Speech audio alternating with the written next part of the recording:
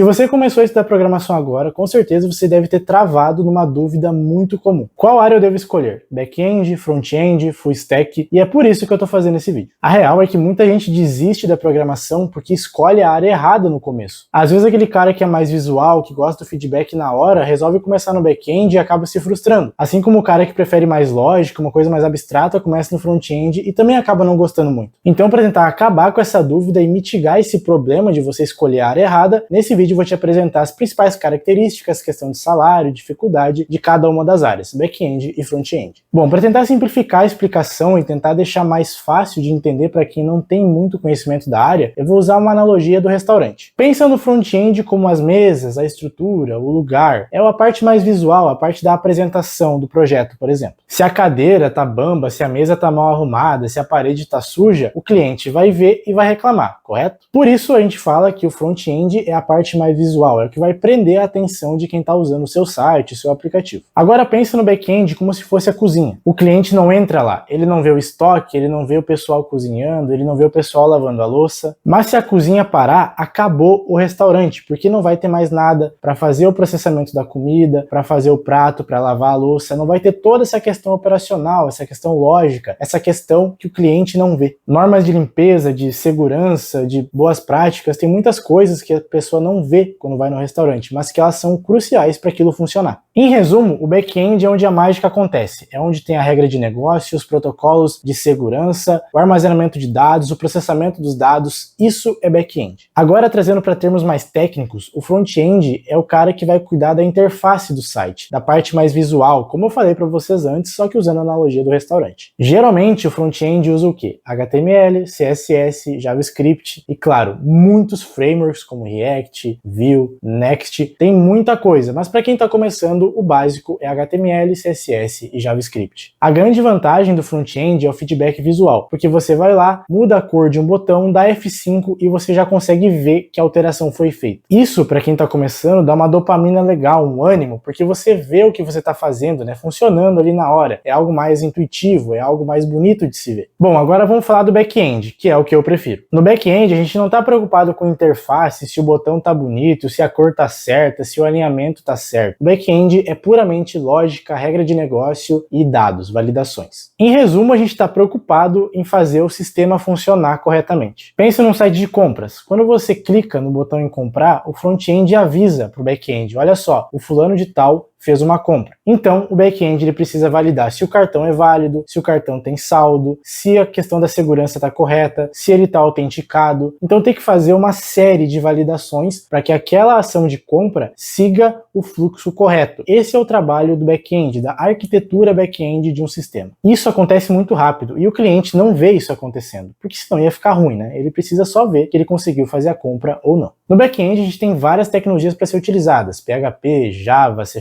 Node e, claro, muitos frameworks. Aí você vai me perguntar, beleza, eu entendi a diferença de front-end e de back-end, mas qual paga mais? Bom, o pessoal costuma dizer que o back-end paga melhor que o front-end por ele ser mais difícil. Mas sendo bem honesto para vocês, eu acho que hoje em dia isso não é mais verdade, porque o front-end moderno é tão complexo quanto o back-end. Porque no front-end você não está preocupado em fazer só funcionar no monitor de 24 polegadas. Você está preocupado em fazer funcionar num tablet, num iPhone, num celularzinho pequeno, num monitor grande, num ultra-wide. Então o front-end ele tem que se atentar a todas essas coisas. Sem contar as diversas e variadas tecnologias e frameworks que a gente tem hoje em dia. Então, sendo bem honesto para vocês, eu acho que um bom sênior front-end ganha tão bem quanto um bom sênior back-end, tá? Eu acho que hoje em dia não tem mais toda essa discrepância. Lembrando que salário varia muito de empresa, de especialização, então é algo difícil de estimar. Mas o front-end ele tem uma pequena vantagem com relação ao back-end. No front-end é mais fácil você conseguir fazer freelances, né? Uma landing page, um site para sorveteria, um site para loja de roupa. Então o front-end ele tem essa vantagem.